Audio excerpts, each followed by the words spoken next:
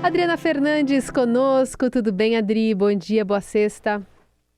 Bom dia, Carol, bom dia, ouvintes da Eldorado. Tem bastante confusão nas redes sociais sobre as conversas sobre correção da tabela do imposto de renda, depois de Fernando Haddad mencionar isso essa semana. Conta pra gente o que faz sentido. Carol, tudo começou com uma fala do ministro da Fazenda, Fernando Haddad, logo no segundo dia dele no cargo, depois da posse.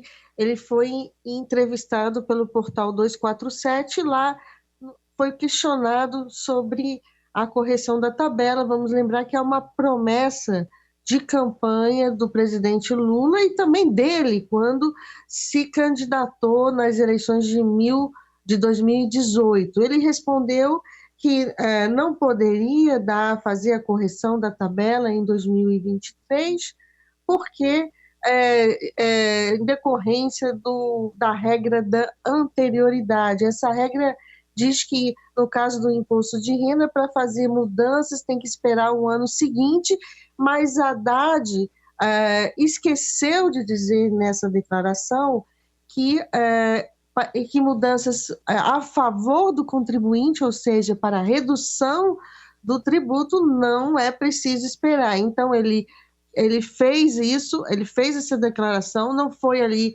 muito. O Estadão publicou essa matéria, teve grande repercussão, mas o resto da imprensa meio que não foi atrás desse assunto. Acontece que esse é um assunto que vem da população que está há muito tempo sem a correção da tabela e está cobrando do presidente Lula esse cumprimento da promessa. E lembrando que Bolsonaro não cumpriu, também era uma promessa de campanha de Jair Bolsonaro, e não cumpriu no seu governo, e o Lula estaria fazendo a mesma coisa agora.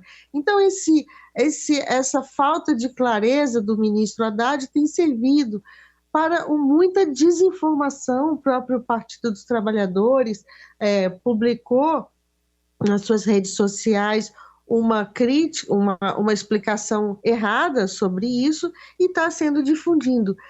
A questão é que o governo não quer fazer essa correção da tabela, e sobretudo da faixa de isenção para todo mundo, porque nos planos dele ele vai compensar parte da perda de arrecadação com a correção da tabela, aumentando a tributação às faixas dos mais ricos.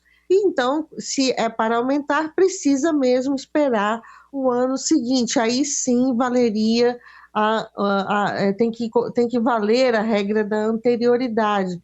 Então, esse é o ponto. Uma correção da tabela para uma faixa de R$ 5.000, de uma só vez, acarretaria uma perda de arrecadação de 120 bilhões de reais. Eu acho que, nesse ponto, Haddad, o ministro da Fazenda, errou ao usar uma desculpa capenga e não se explicar. Esse é o ponto que eu gostaria de falar aqui para você, Carol, e os nossos ouvintes. Uhum. Que aí gera esse questionamento por parte do brasileiro, né? Exatamente, porque os tributaristas estão chegando e dizendo assim: olha, não é isso, Uhum. entendeu? Se ele quisesse, ele poderia Poderia, fazer né? uma correção da faixa de isenção. Hoje ela está em R$ 1.900, e beneficiar todo mundo, e pode entrar em vigor esse ano. Inclusive, no governo do PT, isso já foi feita uma correção da tabela no meio do ano, no dia 1º de abril, no 1º de maio, Dia do Trabalhador. Bom, essa semana também o presidente Lula falou sobre independência do Banco Central. E aí fica essa dúvida se de fato o Lula vai trabalhar para tirar o presidente do BC, Roberto Campos Neto, do cargo, reverter a autonomia do Banco Central. Como é que está essa guerra em relação à perspectiva de meta de inflação também para esse ano, Adri? Carol, essa é uma situação de que não começou ontem com Lula, começou já com o Haddad, que também tem feito críticas aos juros altos, à volatilidade do dólar, que na avaliação interna do governo, Campos Neto, que é uma herança do governo Jair Bolsonaro, já que com a autonomia do Banco Central, ele ganhou um mandato até o final de 2024, acho que ele faz um pouco, que ele aumentou o risco, falando de insegurança, de incertezas fiscais, e ele mesmo não entregou a inflação na meta, né, na meta de inflação, tanto que teve que apresentar uma carta ao ministro da Economia, ministro Fernando Haddad, falando, essa aqui é uma carta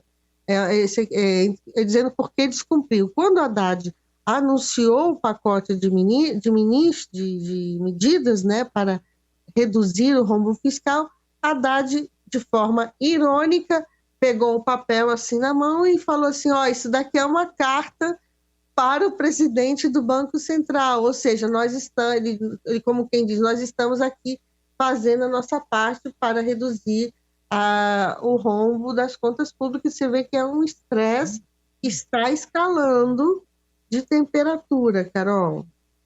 Bom, a gente vai acompanhar. Hoje você traz, inclusive no Estadão, para quem quiser acompanhar mais de perto, essa análise, né, sobre esse cabo de guerra do governo Lula com o presidente do Banco Central, que está aumentando essa rixa.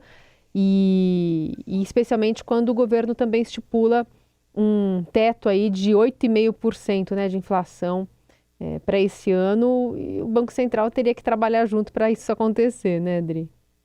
Tem um ponto, Carol, que o governo ficou bem chateado com o Campos Neto, é que ele não tinha se pronunciado em defesa da democracia depois dos atos golpistas do dia 8. E ele só fez isso ontem. Ele veio a público, estava de férias, saiu de férias, teve um debate internacional, aí ele condenou os atos já quase 2 semanas depois. No caso do que você está falando, esse valor de 8,5 que está na matéria, que foi há 20 anos atrás, no dia 21 de janeiro, quer dizer, no primeiro mandato do presidente Luiz Inácio Lula da Silva, o governo mudou a meta para 8,5, aumentou a meta porque também estava com uma inflação muito alta e Lula queria acelerar, evitar uma recessão, e é o mesmo que a gente está vendo agora. O presidente deu uma sinalização forte de aumentar a meta fiscal para não travar a economia, para os juros altos, né, não travarem a economia, e no final das contas é isso que está em jogo, né, o crescimento. O governo acha que os juros estão muito altos, que a inflação no brasileira está mais baixa que outros países e os juros mais altos. Então essa guerra toda, no final das contas, tem muito disso, dos juros atravancarem o crescimento do Brasil. É isso. Aliás, obrigada pela correção, me equivoquei aqui, Carol, ao citar esse dado. Eu queria te desejar um feliz aniversário para você. Um passarinho me disse aqui que hoje é seu aniversário. Obrigada, Adri. Verdade. Estou completando idade nova aqui, 42 anos. E estou muito feliz de estar aqui contigo também nesse dia. Sexta-feira também é bom para se comemorar aniversário, né? Com certeza. Com o pé na folga ali. Semana. Eu sei que você é uma jornalista dos esportes, que pratica esporte, né? Eu vejo esse seu foco aí com a sua família.